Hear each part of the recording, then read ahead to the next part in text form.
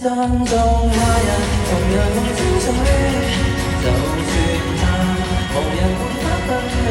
天主宰天氣必要爆裂狂風裏，要沒頭和風吹，都爭中熱情同樣愛天水，在鳥居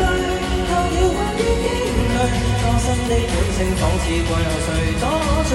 暑天越冷越對。炎涼無絕對，爭中他人同樣愛穿火，就似醉，過了半冬之旅，因此即管當這世太陽風吹，暑天越冷越對，人人是天氣之子，趁下雨搞汽水派對。